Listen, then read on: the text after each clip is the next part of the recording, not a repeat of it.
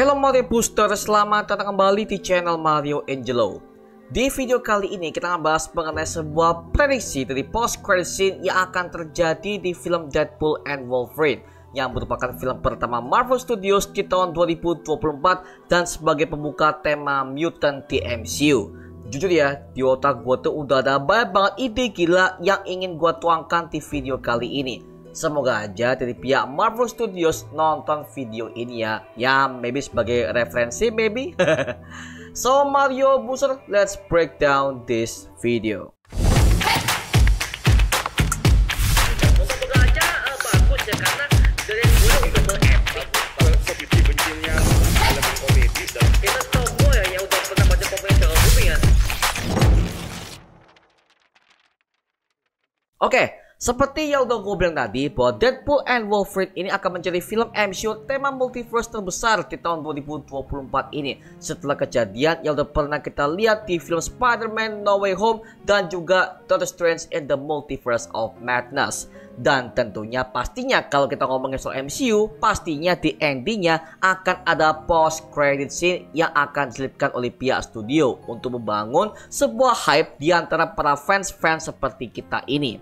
Ya, kalian tahu sendiri ya, bahwa sekarang Marvel Studios lagi turun-turunnya karena ada banyak banget project mereka itu yang udah gagal, dan juga ada agenda pelangi yang juga dimasukkan di berbagai macam projectnya. Ya, begitulah ya. Nah, berikut ini adalah sebuah teori dan juga prediksi mengenai post credit scene yang akan terjadi di film Deadpool and Wolverine nanti ya. Yang pertama, kemunculan Robert Downey Jr. alias Iron Man varian. Karena draft ini sebenarnya udah pernah bocor oleh para leakers setahun yang lalu, yang dimana ini dicurigai oleh para fans kalau Iron Man benar-benar akan kembali ke MCU tapi versi varian. Karena kalau ngomongin soal berbagai macam multiverse, versi utama itu sudah benar-benar tewas di perang akhir Avengers Endgame dan dia tidak akan kembali lagi. Dan dengar-dengar naskahnya tiba-tiba dibatalkan mengenai kemunculan Tony Stark varian ini. Kayaknya dari pihak Marvel itu mereka sengaja menutupi hal ini biar kita sebagai para fans bisa terkejut dengan kejutan yang satu ini ketika filmnya sudah tayang ya.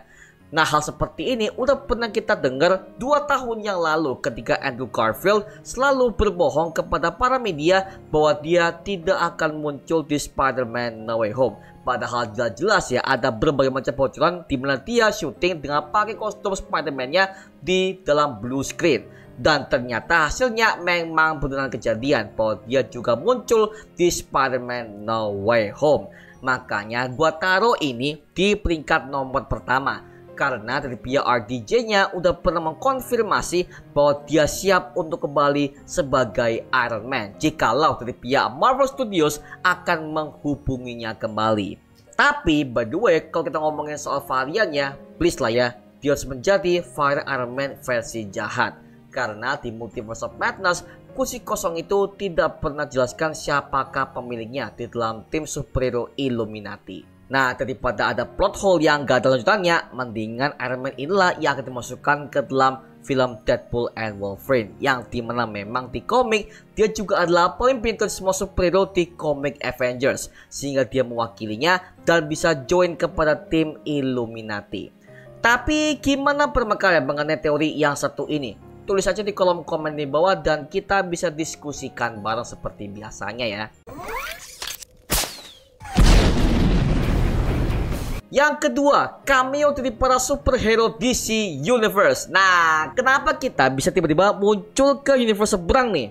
Karena ini adalah Deadpool cuy, yang dimana dia itu selalu roasting DC Universe dalam setiap film dan juga komiknya, dan menganggap bahwa DC Universe itu adalah sebuah semesta yang terlalu gelap. Ya karena ini disebabkan oleh DCU-nya Zack Snyder yang saat itu masih eksis dan juga disindir oleh semua para fans-fans baru yang ingin mengeksplor dunia DC. Nah, bisa jadi dalam post credit scene-nya Deadpool main ke universe-nya DCU James Gunn dan dia akan bertemu dengan Superman yang akan diperankan oleh David Corenswet. Lah kok bisa? Karena memang sempat ada berita kalau kedua pihak dari Kevin Feige dan juga James Gunn sebagai leader di Marvel dan juga DC, mereka sudah merencanakan bahwa mereka akan menyatukan kedua universe Marvel dan DC menjadi satu project. Sekalian James Gunn ini mau promosi mengenai Superman yang akan ia garap di tahun 2025 mendatang. Jadi bisa aja ini akan terjadi di post credit scene Deadpool and Wolverine, karena Deadpool ini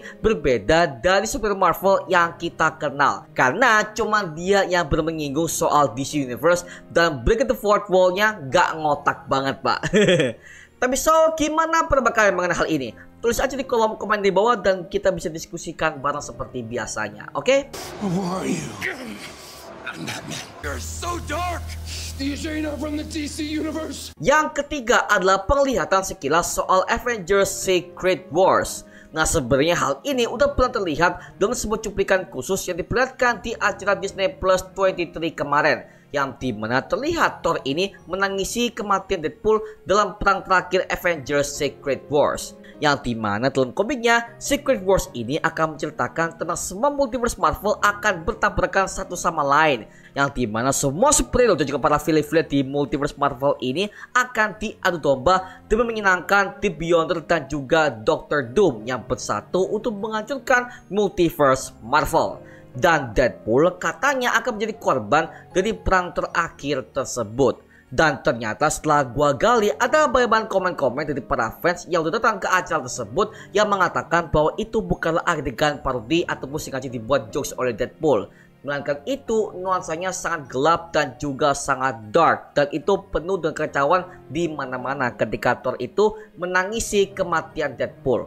Oke, berarti bisa aku simpulkan dari sebuah deskripsi ini ya, ini adalah kejadian di masa depan yang akan terjadi dalam film Avengers Secret Wars mendatang sebagai titik reboot MCU Earth 616. Well, sangat jarang loh ya kita bisa melihat Deadpool dengan tampilan mode serius, karena dari komiknya aja bahkan dari filmnya Deadpool itu selalu tampil dengan adegan action dan juga jokesnya. Well, literally gue sangat ingin membayangkan bagaimana Deadpool itu akan mati di Avengers Secret Wars.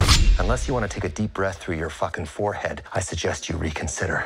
Yang keempat, terhapusnya project MCU fase Multiverse Saga yang gagal. Well, Deadpool udah pernah mengatakan di official teasernya bahwa dia adalah Marvel Jesus kan, artinya dia adalah penyelamat bagi MCU. Nah ini bisa kita lihat dalam semua project MCU Multiverse Saga di setiap fasenya.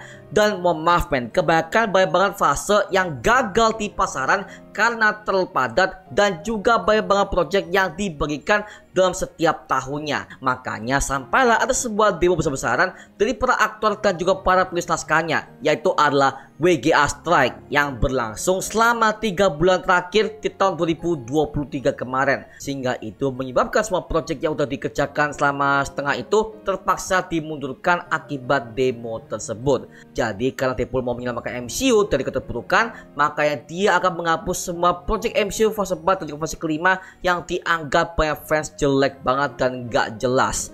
Contohnya ya itu adalah She-Hulk, Quantum Mania, Thor Love and Thunder, Eternals, The Marvels, dan yang lain sebagainya. Jadi intinya semua project yang udah gagal ini tidak akan dianggap canon dengan jalan cerita utama Marvel Cinematic Universe yang berusaha diperbaiki oleh Deadpool yang satu ini. Dan gue masih ingat ada fans yang mengutarakan kalau adegannya adalah ketika Deadpool yang udah terpuruk ya, dan dia menjentikan jarinya di perang terakhir Endgame, yang dimana yang dihapus bukan cuma Thanos dan juga para pengikutnya, tapi juga project MCU Multiverse Saga yang gagal juga akan dianggap tidak ada, alias mereka semua menjadi debu. Sekali lagi ya, ini cuma teori dan juga prediksi gua aja yang gua temukan dari berbagai macam kalangan fans dan juga pendapat gua pribadi.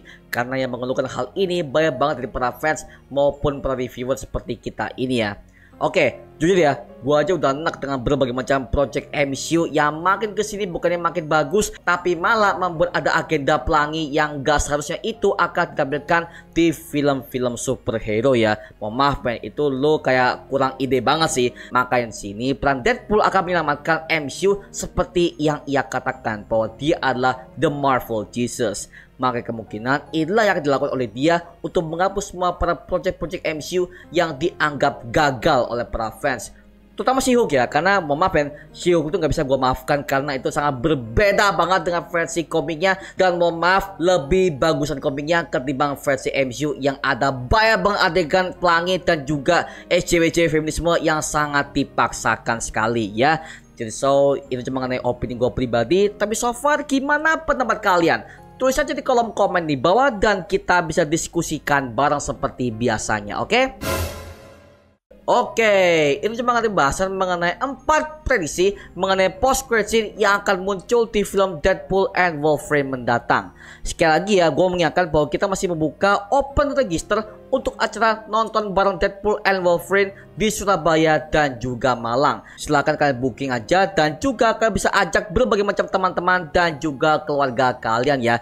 Karena nobar ini akan rame banget bersama dengan komunitas Marvel Indonesia alias KMI dengan para teman-teman konten kreator kita seperti gua Mario Angelo, Kramax, Breakdown Channel Universe alias BCU dan juga Daily Screen. Oke, kami tunggu kehadiran dari kalian guys. Itu cuma mengenai video kali ini. Jangan lupa like, comment, dan subscribe untuk mendukung gua sama video mendidik dan menghibur kalian semua. Karena gua janji sebisa mungkin gua akan buat video seperti ini lagi untuk kalian semua. Dan jangan lupa untuk follow semua sosial media kita di Instagram, Twitter, TikTok, bahkan Spotify kita ya. Linknya untuk gue siapkan di kolom deskripsi di bawah. Karena di situ kita juga update berbagai macam konten terbaru buat kalian semua. Dan kalau kalian ingin join bersama kita di grup komunitas, langsung aja join di grup WA kita namanya Mario Booster Official. Linknya untuk gue siapkan di kolom deskripsi di bawah. Dan juga terima kasih buat kalian yang bergabung ke membership community. Nama gua Mario Angelo dan sampai ketemu di video berikutnya. Adios semuanya. Woo!